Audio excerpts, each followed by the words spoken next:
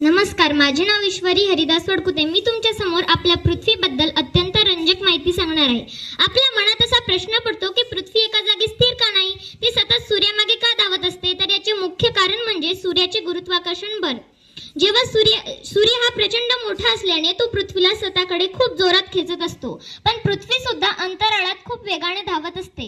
या दोन्ही शक्तींच्या रस्सीखेचामुळे ती सूर्यात जळून सुद्धा जात नाही व ती सूर्याच्या लांब सुद्धा पळून जात नाही, तर ती ठराविक मार्गावर जाऊन सूर्याभोवती सतत प्रदक्षिणा घालत राहते। आता आपण मूळ मुद्द्यावर येऊया। पृथ्वीवर सूर्याभोवती प्रदक्षिणा घालण्याच्या या क्रियेला वैज्ञानिक भाषेत परिभ्रमण असे म्हणतात। परिभ्रमणामुळे आपल्या आयुष्यात दोन मोठे बदल घडतात।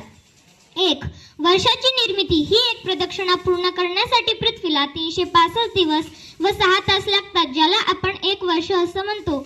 दोन, ऋतू बदलणे। पृथ्वी एका बाजूला कललेली असल्यामुळे जेव्हा तिचा भाग सूर्यासमोर असतो तेव्हा उन्हाळा असतो व जो भाग सूर्याच्या लांब असतो तेथे हिवाळा असतो। थोडक्यात सांगायचे तर सूर्याच्या गुरुत्वाकर्षणामुळेच घडणाऱ्या या क्रियांमुळेच आपल्याला नवीन ऋतू व सुंदर ऋतू अनुभवायला मिळतात। धन्यवाद।